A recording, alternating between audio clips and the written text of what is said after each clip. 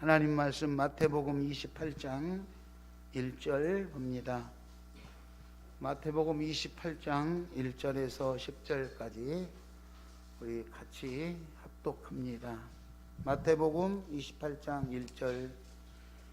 안식일이 다 지나고 안식 후 첫날이 되려는 새벽에 막달라 마리아와 다른 마리아가 무덤을 보려고 갔더니 큰 지진이 나며 주의 천사가 하늘로부터 내려와 돌을 굴려내고 그 위에 앉았는데 그 형상이 번개 같고 그 옷은 눈같이 희건을 지키던 자들이 그를 무서워하여 떨며 죽은 사람과 같이 되었더라. 천사가 여자들에게 말하여 이르되 너희는 무서워하지 말라. 십자가에 못 박히신 예수를 너희가 찾는 줄을 내가 아노라. 그가 여기 계시지 않고 그가 말씀하시던 대로 살아나셨느니라. 와서 그가 누우셨던 곳을 보라. 또 빨리 가서 그의 제자들에게 이르되 그가 죽은 자 가운데서 살아나셨고 너희보다 먼저 갈릴리로 가시나니 거기서 너희가 배우리라 하라. 보라, 내가 너희에게 일렀느니라 하거늘.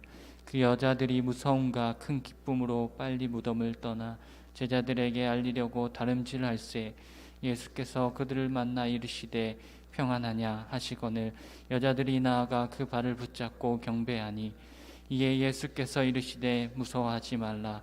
가서 내 형제들에게 갈릴리로 가라 하라. 거기서 나를 보리라 하시니라. 아멘. 아멘. 광고 시간에 하나 빠진 것이 있어서 진행을 하고 말씀을 전가하도록 하겠습니다. 성경 필사를 했던, 여기 놔뒀던 성경 있죠. 우리 장로님에게 건강하시라고 건강식품을 샀는데 오늘 출석을 못 하셔서 전달하도록 하겠고요.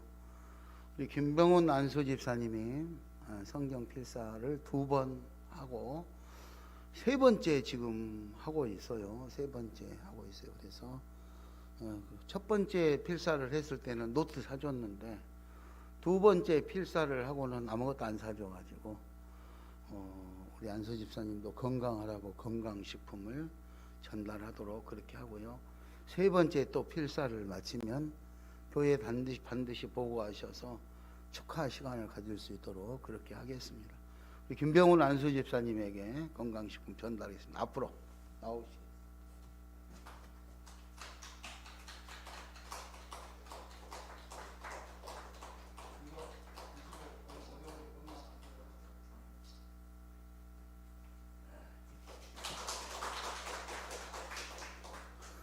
여기 써져 있었던 성경하고 어쩌면 필체가 그렇게 했잖아요. 저기도 가서 어제 전사님하고 사모님하고 저하고 3시 가서 확인했는데 어쩌면 그렇게 열심히 썼는지 몰라. 잘 썼어요. 지금도 잘 쓰고 계시고. 여러분도 도전하시기 바랍니다. 따라서 합니다. 말씀대로 살아나셨습니다. 말씀대로 살아나셨습니다.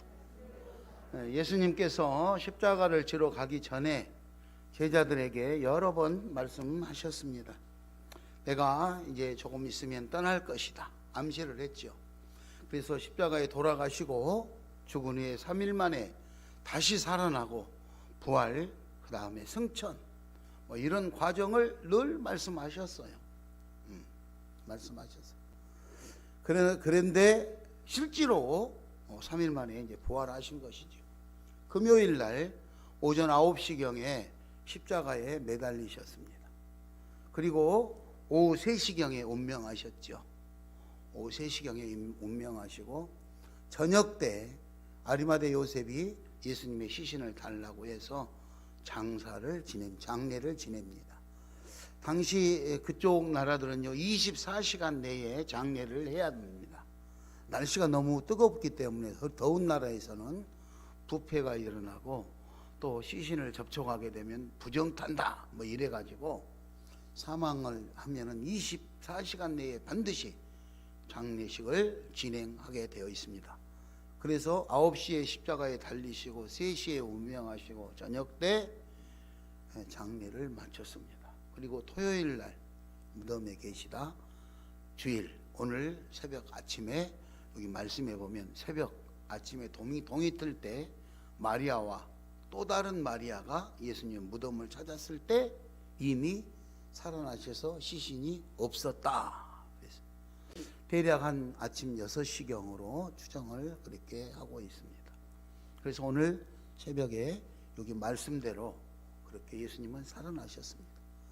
마리아와 또 다른 마리아가 무덤에 갔을 때 예수님은 없었는데 당시에 무덤을 지키는 그곳에 참 신기한 일이 나타났죠. 오늘 여기 말씀에 보면은 그렇죠.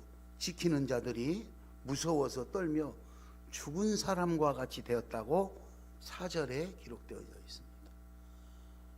예수님이 부활하시는 그 순간 얼마나 기적 같은 일이 일어났으면 그 무덤을 지키는 자들이 죽은 사람처럼 놀래가지고 그렇게 긴장이 될 수 있는 그런 환경이 이루어졌다고 기록하는 거예요. 그때 이 여인들도 두려웠겠죠.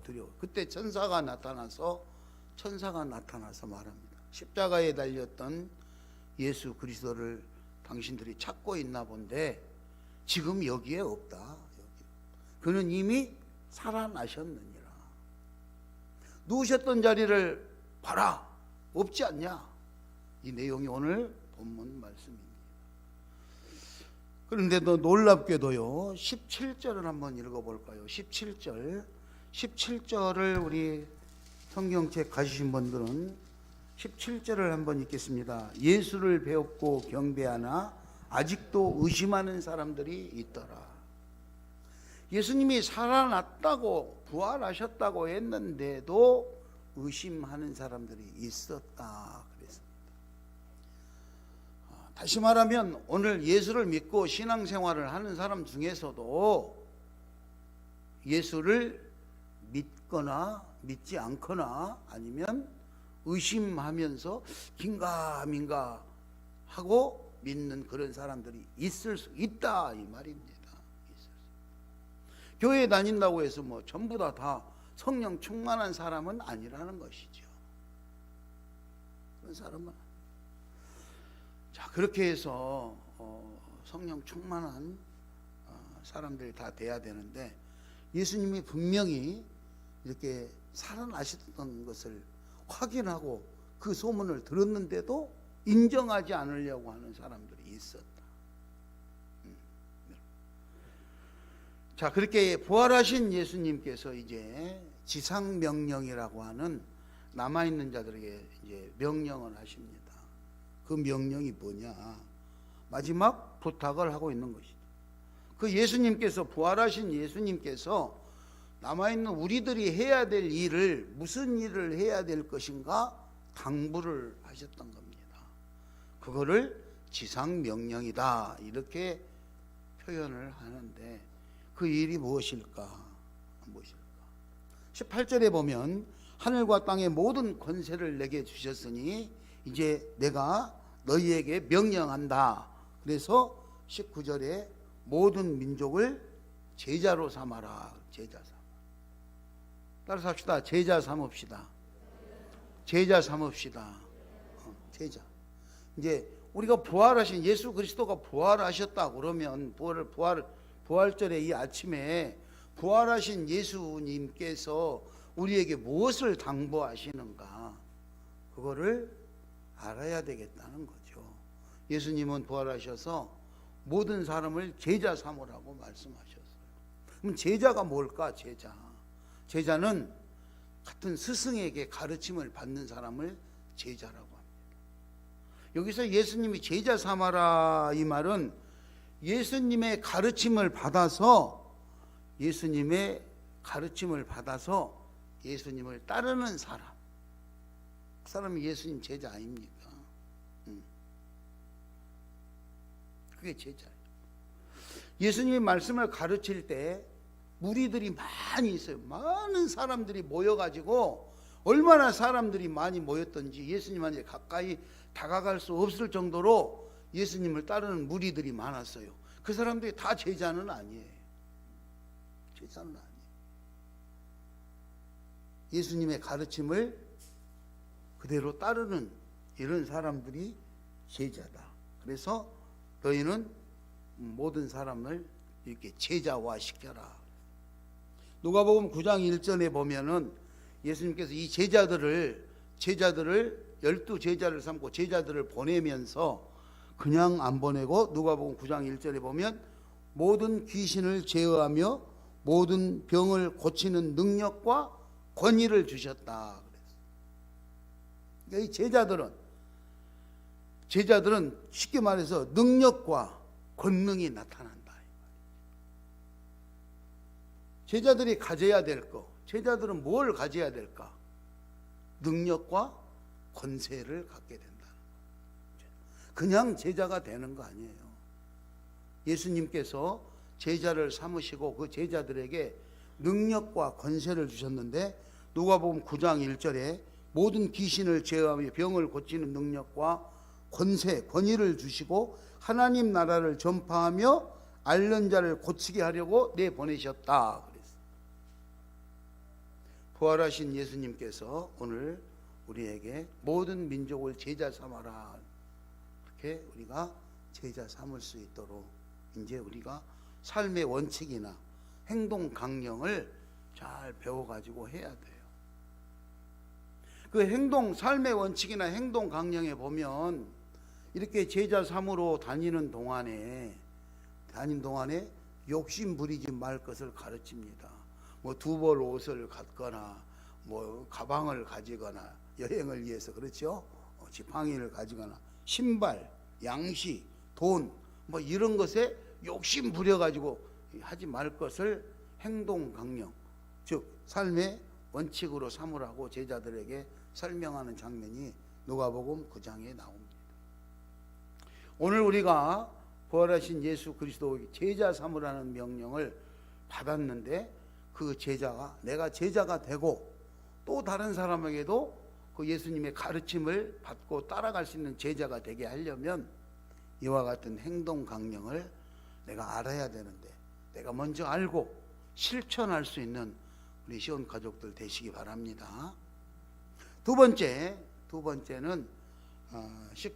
19절에 보면 28장 19절에 보면 세례를 베풀라 그래. 세례를 베풀라. 아버지와 아들과 성령의 이름으로 세례를 베풀어라. 여기서 이 세례를 베푼다 이 말은 죄를 씻는다. 죄를 씻는다. 새롭게 된다. 옛사람을 벗어버리고 새로운 사람을 입는다. 그래서 죄를 용서받고 세례라는 것은 죄를 용서받고 교회의 일원이 되셔서 교회 생활에 참여할 수 있는 자격을 부여받는 거예요. 다시 말하면 하나님의 자녀가 되는 권세를 갖게 되는 것이 세례, 의식, 그 의식이 세례이죠. 그러므로 제자를 삼고 세례를 베풀고 자, 제자를 삼고 세례를 베풀고 이렇게 죄를 용서받고 예수님이 십자가에 죽으심으로 우리들의 죄를 다 용서했으니까 우리들이 죄를 용서받고 그리고 우리가 제자화 돼서 우리들에게 권능과 능력이 나타날 줄 믿습니다. 그렇게 나타나야 되는 거예요.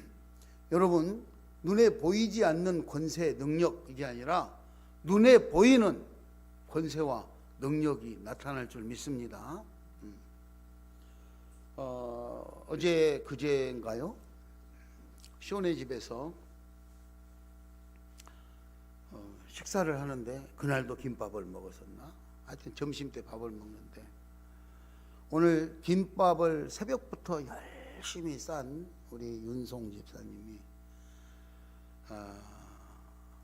간증하기를 우리 시온의 집 모든 선생님들은 백신을 맞았는데 방송에서는 백신 맞으면 뭐 겁이 나게 이렇게 지금 뉴스에 나오잖아요.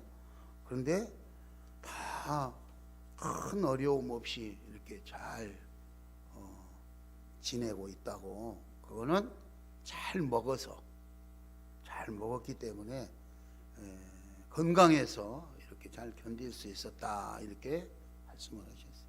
맞지요? 잘 먹으니까 건강해서 견딜 수 있지요. 근데 제가 그렇게 이야기를 했어요.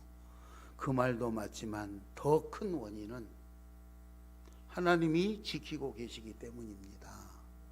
할렐루야. 그래서 그 답변을 했어요.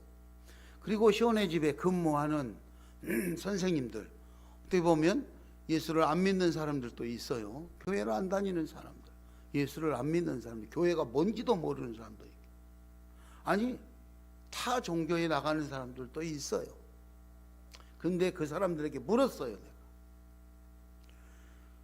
여러분 당신들 백신 맞고 내가 이렇게 후유증 없이 건강하게, 다른 사람은 막 열이 나서 약을 먹고 병원에도 가고 그런다는데 다 이렇게 건강할 수 있고, 심지어 월요일 날, 이번 월요일 날 우리 성남 시온의 집에 입소에 계시는, 거주하시는 어르신들, 노인들, 환자들이죠.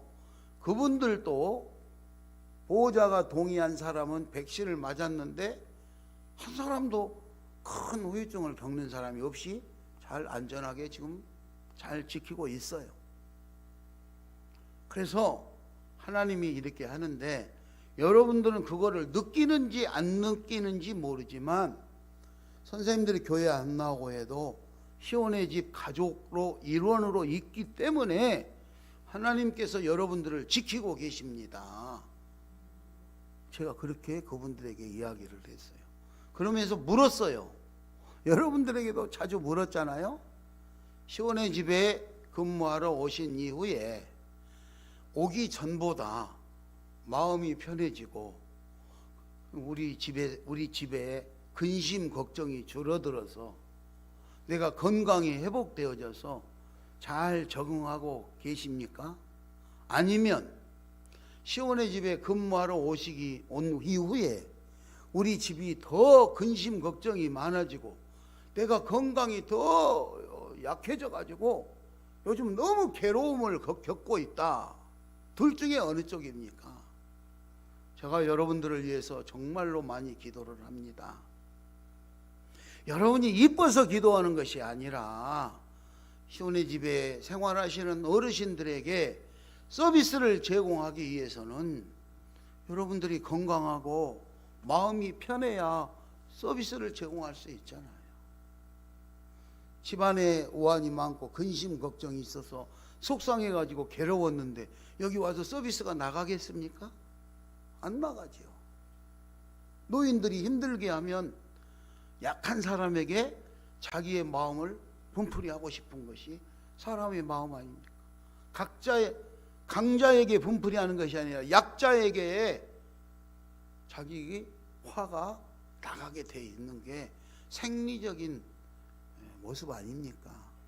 그래서 약한 우리 어르신들에게 정말로 아름다운 사랑으로 서비스를 제공하기 위해서는 서비스를 제공하는 선생님들이 건강하고 가정이 평안해야 서비스를 제공할 수 있기 때문에 내가 당신들을 위해서 기도하고 있는데, 당신들 시온의 집에 근무하러 오신 이후에 가정이 좀 더 근심 걱정이 줄어들고 건강도 많이 좋아진 거 사실 아닙니까?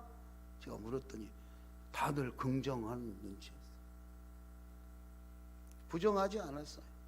여러분, 우리가 그냥 이렇게 그냥 살고 있는 것 같지만 시온 교회와 시온의 집 이 울타리를 지키고 계신 분, 보호하고 계시는 분이 하나님이라는 사실을 인정하시기 바랍니다.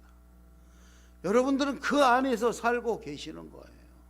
내가 조금씩 잘못도 하고 실수도 하고 남한테 쓴소리도 듣는 것 같지만 하나님이 지키시는 하나님의 울타리 안에서 하나님의 자녀요, 하나님의 백성이 돼서 살고 있다는 것을 믿으시기 바랍니다. 그게 오늘 세례고 이제 제자가 된 거예요. 여러분의 호적이 하나님의 자녀로 옮겨져 있기 때문에 이제 하나님 아버지 이렇게 기도하잖아요.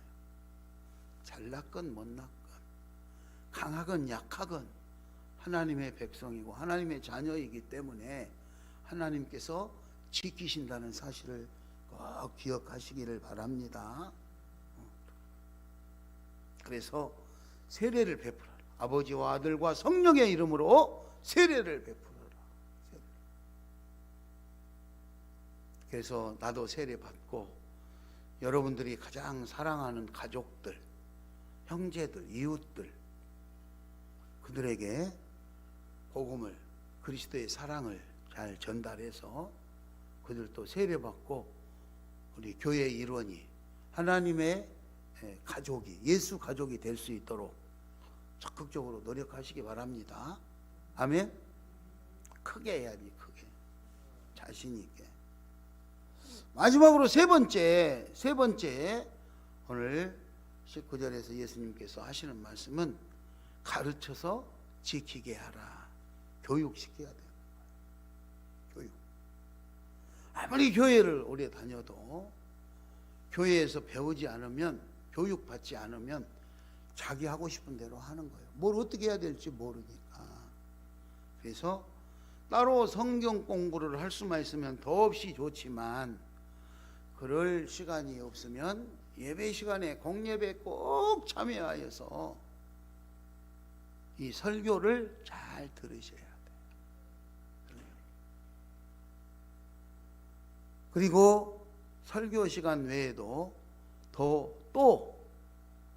알기 위해서는 믿음이 신실한 분들과 교제를 통해서 삶을 실천해 나가는 거예요. 학교에도 가서 보면 수업 시간에 공부하잖아요. 선생님한테 배워요, 원칙을. 그런데 그 수업을 들었다고 해서 다 모범생들은 아니야. 다 공부를 잘하는 것은 아니에요. 수업이 끝나고 나면 착한 모범생들은 그 가르침대로, 학교의 가르침대로 잘 지켜보려고 하는 사람이 있는가 보면, 학교에 숨어서 선생님들 눈을 피해가지고 이상한 데 가서 이상한 것을 하려고 하는 친구들도 있어요. 그럼 누구하고 어울려야 되느냐? 여러분, 학교 방침을, 학교의 교육극대로 잘 따르려고 하는 착한 학생들과 어울리는 것이 좋겠습니까? 아니면 학교를 속이고 이상한 데 모여서 나쁜 방법을 하는 그런 학생들하고 어울리는 것이 좋겠습니까? 아마 여러분 본인들도 그렇거니와 여러분 자녀들이 있다면 다 모범생들, 착한 학생들과 어울리는 것을 좋아하겠지요. 옛날에 제가 어렸을 때, 클 때도 부모님들은 그랬어요. 친구가 좀 평이 안 좋고 나쁜잖아요. 그러면 놀지도 못하게, 만나지도 못하게, 나쁜 놈 그런 친구하고 이게 놀지 말아라, 놀지도 못하게 했다, 이 말이지. 맞습니까? 여러분 지금도 그렇게 교육하잖아요. 여러분 자녀들이 학교에 갔는데 불량 학생들하고 어울려 다니고 그러면은 다음날 용돈 주면서 잘 어울려 다니라고 돈 줍니까? 아니면 야단칩니까? 지금 우리 중학생 자녀를 둔 우리 그 집사님은 어때? 준서가 불량 학생하고 어울려 다니면은 기분이 좋아요? 모범 학생하고 어울리는 기분이 좋아요? 교회도 마찬가지예요. 하나님의 말씀을 듣고 모범생들 마냥 하나님의 말씀을 실천해 보려고 애쓰고 노력하는 그런 집단의 사람들이 있는가 하면, 목사님한테 말하면 절대 안 돼. 그래 살짝 모여서 뒤로 이상한 데를 가려고 하는 사람들도 있어요. 장로님한테 말하지 말고 와야 돼. 그 권사님한테는 말하지 마. 그 권사님한테 말하면 금방 목사님 귀에 들어가. 이러면서 왜 자신 있게 못하냐. 내가 교회 가면 나 오늘 교회 예배 드리러 갑니다, 떳떳하게 딱 하고 해야 되는데 교회 가는 것을 자신 있게 말하지 못하는 신앙생활. 그렇잖아요. 누군가가 모여서 토론을 할 때 예수를 핍박하고 교회 다니는 사람들을 조롱하면 당당히 맞서서 내 의견을 피력할 수 있는 믿음의 확신이 있어야 되는데, 그냥 조용히 교회 안 다니는 사람처럼 그렇게 넘어가 버리려고 한다면 이거는 내 자신에게 확신이 없다는 거예요. 여러분, 그래서 우리는 교육을 받아야 돼. 가르쳐야 돼. 뭘 가르쳐야 되느냐? 분부한 모든 것을 가르쳐 지키게 하라. 예수님께서 분부한 모든 것을 다 하나하나 가르쳐야 되는데 가르칠 것이 많죠. 한두 가지가 아닙니다. 그 중에서도 반드시 1순위로 우리가 생각해야 되는 것은 예수님께서 너희가 서로 사랑하라. 너희가 서로 사랑하라.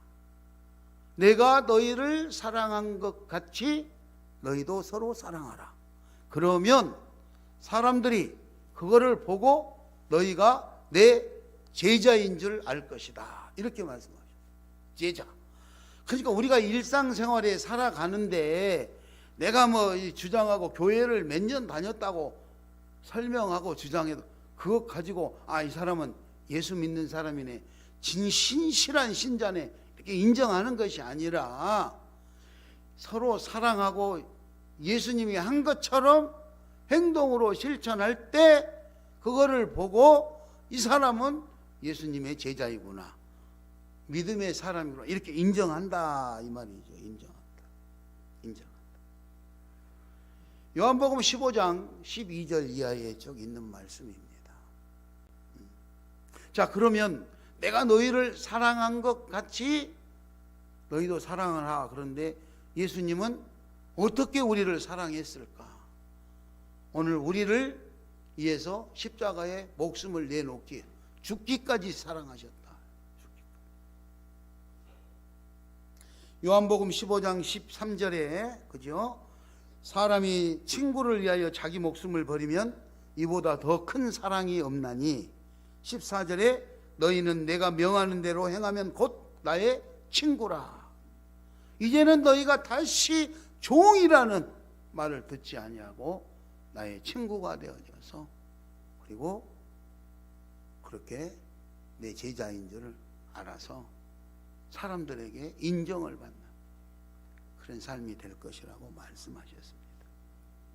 요한복음 13장 34절 이하 35절에 새로운 계명, 서로 사랑하는 계명과 함께 제자가 될 것을 말씀하셨고, 너희가 그 사랑을 실천해서 친구를 위하여 목숨을 버릴 정도로 그렇게 사랑을 한다면 그보다 더 큰 사랑이 없다, 이렇게 말씀하셨습니다. 또 잘 아시는 세족식 있잖아요. 예수님께서 친히 섬김을 가르치셨잖아요. 섬김. 사랑은 섬기는 거 아닙니까? 사랑은 강제로 누구한테 나를 사랑하라고 강요하는 것이 아니라 내가 자원해서 섬기는 것이 사랑인데, 그래서 받는 것보다 주는 사랑이 더 복이 있다고 그랬잖아요. 그래서 예수님은 섬김을 본으로 보여주셨어요. 배아에 물을 떠다 제자들의 발을 씻기시면서, 예수님께서 제자들의 발을 씻기시면서 내가 선생님에도 불구하고 이렇게 너희들의 발을 씻기니 너희들도 가서 이렇게 섬기라고 본을 보였다. 너희들이 이렇게 할 수 있도록 하기 위해서 내가 본을 보였다, 이렇게 했잖아요. 말씀을 정리해 봅니다. 부활하신 예수님께서 오늘 제자들에게 당부하셨습니다. 모든 민족을 제자 삼아라. 두 번째, 세례를 베풀어. 아버지와 아들과 성령의 이름으로 세례를 베풀어. 그리고 내가 분부한 모든 것을 가르치고 그 가르친 것을 지키게 하라. 지키게. 여러분 지금까지 배우신 것들, 경험한 것들을 행동으로 잘 옮겨서 실천할 수 있기를 바랍니다. 그래서 제자로서의 능력을 나타내요. 우리 시온교회 여러분들이 부활절 이후에 어디 가서 무슨 위험한 일, 급한 일이 생겼다, 또 환난이 닥쳤다, 문제가 생겼다, 그러면 즉석에서 기도를 해서 하나님이 그 문제가 즉석에서 해결되는 이런 일들. 저는 요즘에 그런 기도합니다. 그런 기도, 이제 전에도 기도했지만 늘 이제 그렇게 기도해요. 이제 은퇴 이후에도 70을 넘기지 못하고, 옛날에는 뭐 60세 환갑 살면 오래 살았다고 환갑잔치 해줬잖아요. 그러던 시절에는 별로 문제가 안 됐는데 지금은 100세를 사는 100세 시대라고 그러니까 70에 은퇴를 해도 30년을 더 살아야 돼. 그러니 뭐를 하고 살 거냐고, 뭐를 하고. 그래서 저도 은퇴가 이제 곧 다가오면 은퇴 이후에 남아있는 삶을 어떻게 살 건가 가만히 생각해 보니 하나님이 얼마나 살려주실지 모르지만 가만히 생각해 보니 이제 육신적인 힘으로 뭐를 막 하고 이러기에는 좀 버거울 것 같아요. 힘으로 뭘 하기에. 그리고 뉴스에 들어보니까 65세 이상 넘어간 사람들은 운전면허증도 반납해라. 이게 자꾸 이게 사고를 쳐가지고 뭐 이상한 데를 받아가지고 사고 치고 온다고 65세 넘어가는 사람은 운전면허증을 반납해라. 막 이런 사회 붐이 일어나고 있는데 힘으로 뭐 지식으로 뭘 해가지고 해보겠다 그러면 젊은 사람들을 따라갈 수가 없은 날이 계속 다가오고 있다 이거죠. 그럼에도 불구하고 하나님 앞에 힘있게 능력있게 권세를 가지고 하나님이 살려주시는 100살까지 100세 시대를 살아내려면 어떻게 해야 될까 제가 이렇게 생각하면서 이렇게 기도하는 거예요. 이미 여러분들에게 여러 번 말해서 알고 있어요. 하나님 저를 목사 삼아주고 목사로 살게 했는데 은퇴를 해도 하나님이 부르는 그날까지 목사로 살게 해주세요.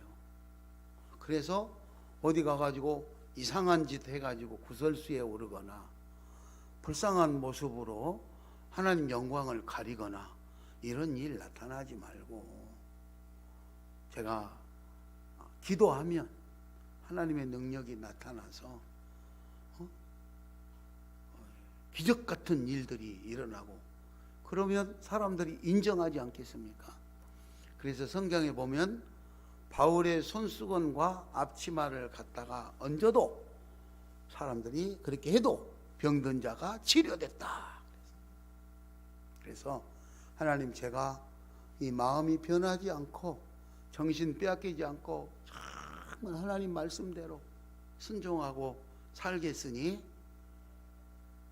내 앞치마와 손수건 이 손이 닿기만 해도 병든 자가 치료되고 그리고 답답하고 막힌 문제들이 해결되어지고 그래서 축복을 받는 그런 일들이 하나님 나타나게 해주세요. 이렇게 기도해요. 성경에 보면요 많은 사람이 그랬어요. 많은 사람이 늙어서 노인이 되었을 때 그렇잖아요. 노인이 되었을 때 아들을 큰아들 둘째 아들 작은 아들을 알아보지도 못했던 아버지가 기도했는데 축복 기도했는데 그게 다 통해가지고 됐잖아요. 그렇잖아요. 노아 같은 사람도 그렇게 나이가 많아가지고 정신이 왔다 갔다 하는 축복 기도했는데 다 통했어요. 이삭도 큰아들 작은아들 구분을 못할 정도로 그렇게 연로한 상태에서도 축복 기도했는데 그게 다 통해가지고 효력을 발생을 했잖아요. 그래서 저는 그렇게 기도해요. 하나님 제가 하나님 앞에 일꾼으로 부름받아서 살았는데 은퇴한 이후에도 하나님의 일꾼으로서 부족하지 않도록 사랑하며 섬기며 그렇게 아름답게 살게 해주시고 기도할 때 그런 능력이 나타날 수 있도록 하나님께서 해주세요. 할렐루야. 그게 제자로서 권세와 권능 내가 하는 게 아니고 오늘 말씀에서 예수님이 우리에게 그렇게 권세와 권능을 주셨다 이 말이에요. 귀신을 내쫓고 병든 자를 치료하고 할렐루야 그런 능력을 예수님이 허락하셨다 이 말이에요. 그러므로 여러분들이 이 부활의 아침에 이런 제자로서의 능력을 다 소유하셔서 여러분들이 가서 기도하고 아니면 속으로 마음속으로라도 하나님 저 집사님 좀 살려주세요 치료해 주세요 이렇게 속으로 마음 먹으면 하나님께서 그래 알았어 내가 해주마 해가지고 그 문제가 하나님이 도와주시면 될 수 있지 않겠습니까? 그렇게 살자 이거예요. 그렇게 살자. 세상에 쫓기는 그런 삶이 아니고 예수 그리스도의 능력으로 마음의 평화 그죠? 영적으로는 악한 세력들을 대적할 수 있는 권능자, 힘적으로는 마음이 평안한 평화를 유지하고 육신적으로는 질병에서 자유하는, 질병이 치유되는 놀라운 그런 여러분들 되시기 바랍니다. 그거를 부활의 아침에 우리 예수님께서 다 짊어지시고 모든 것을 다 이루었다고 말씀하시고, 새로운 창조, 부활하셨던 것은 이 세상을 창조하고 사람을 창조하고 사람이 범죄함으로 하나님과의 관계가 단절되었던 것을 예수님께서 다 짊어지시고 다시 살아나심으로 새로운 관계를 만들어 주셔서 이제는 하나님과 소통하시고 하나님과 관계 속에서 하나님 주신 축복을 다 받아 누리는 저와 여러분이 될 수 있기를 예수의 이름으로 축원합니다.